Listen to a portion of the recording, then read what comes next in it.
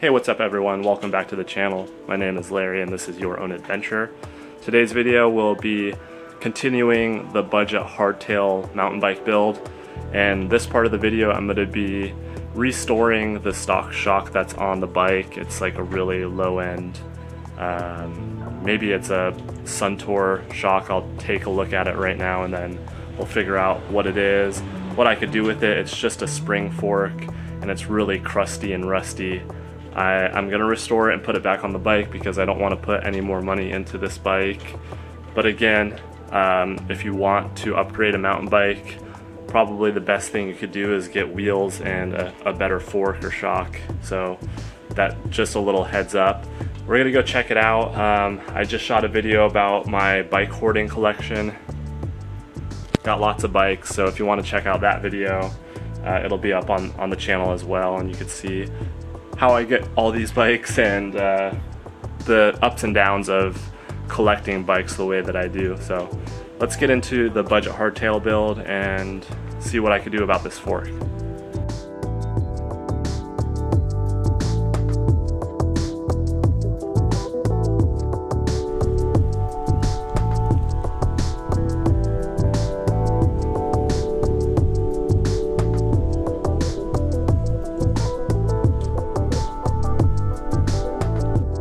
Alright, so this is the fork in question.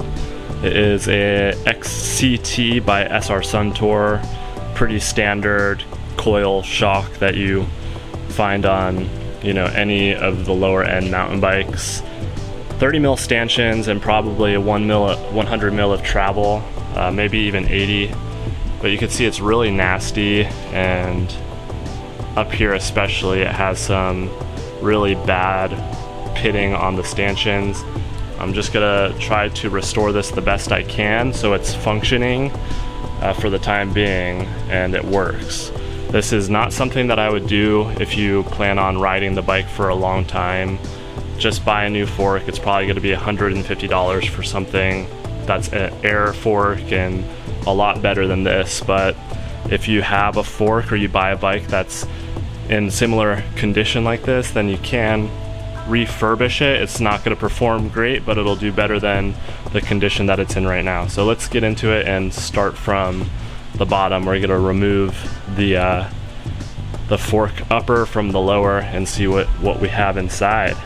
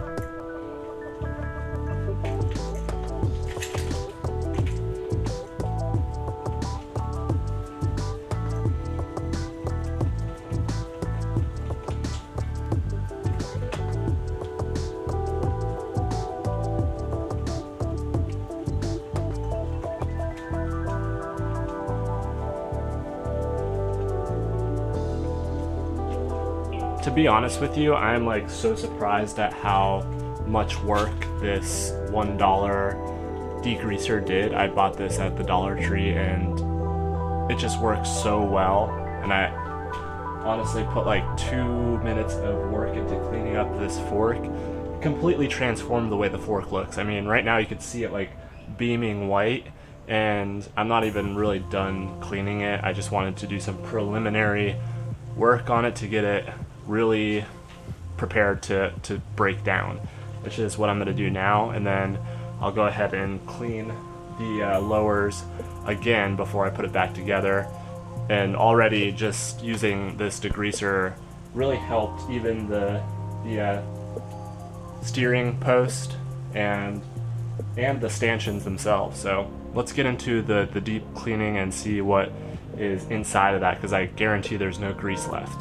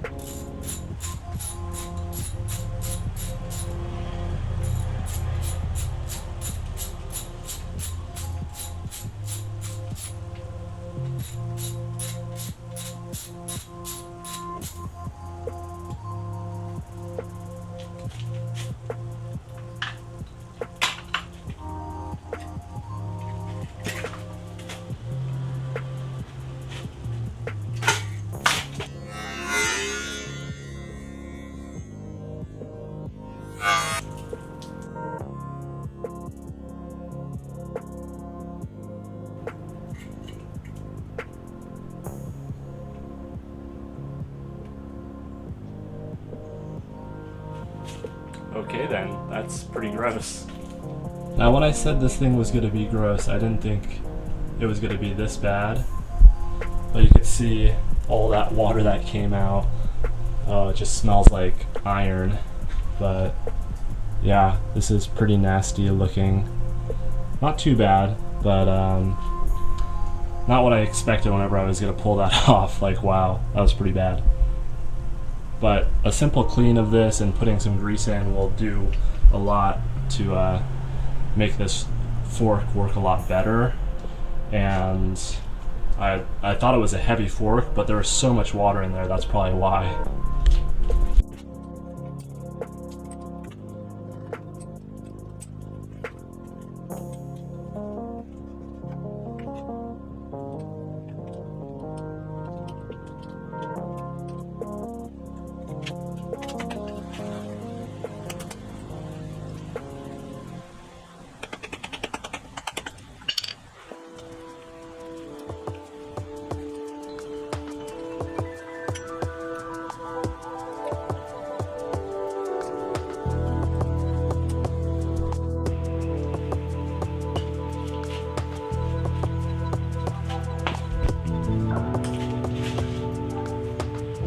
Alright, so this is the outcome of that top cap.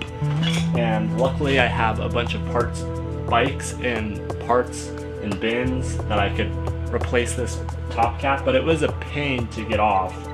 And that's kind of why these lower end forks are just such a hassle. Like they're worth servicing if you have a really bad one, but then things like this happen, which don't typically happen on higher end air forks, because there's no real reason for this to happen.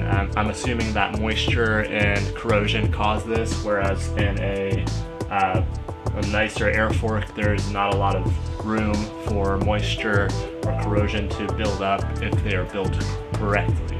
So the inside springs aren't too bad. I'm gonna clean them up and put this fork back together. We should be good to go.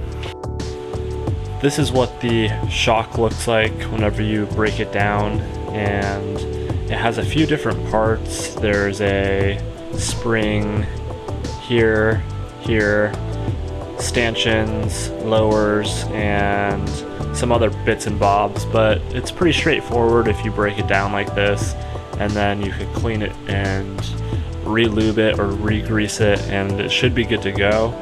That's what I'm gonna do. This thing has actually been kind of a nightmare to break down, and all the steps weren't really showcased because this isn't really a step-by-step guide on how to do any of these things. It's more of just a free-form sort of inspiration video for you to see what's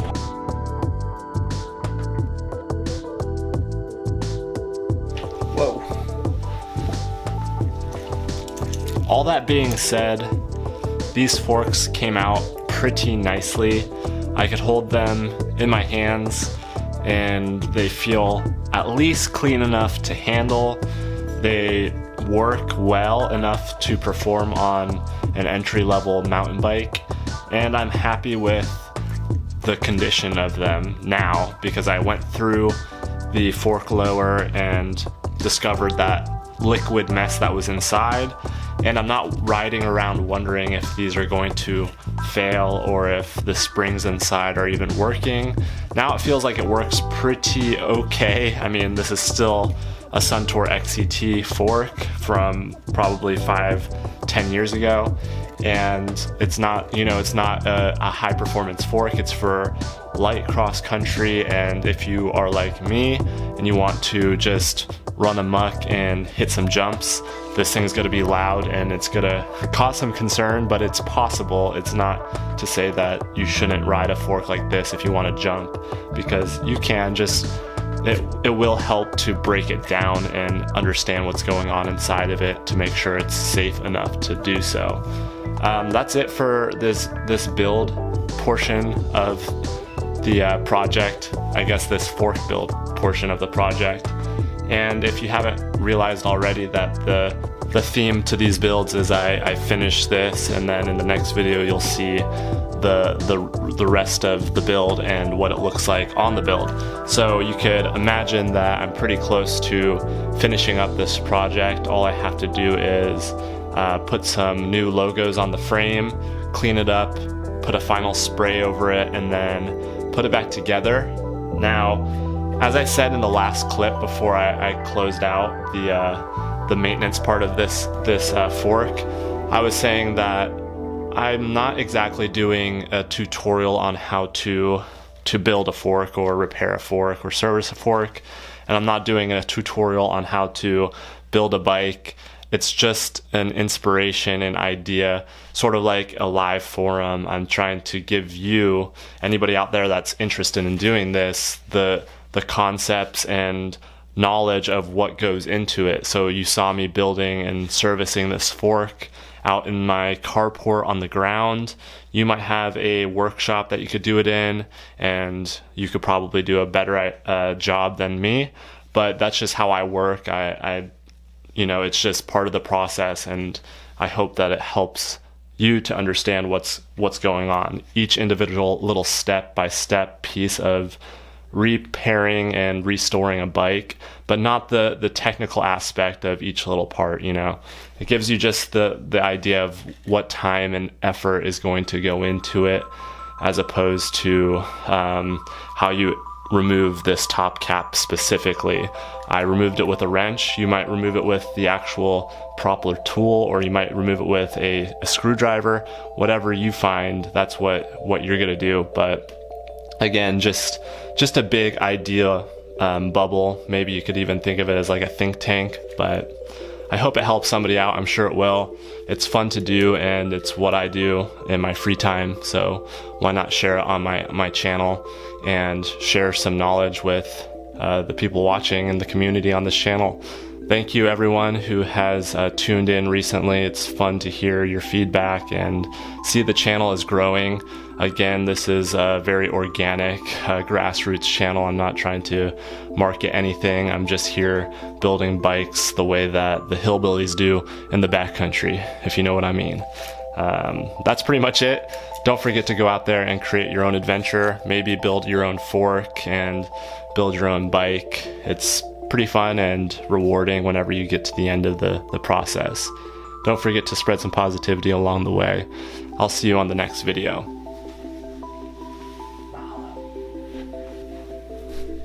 This is a little preview of the color scheme that you're going to be seeing on the bike.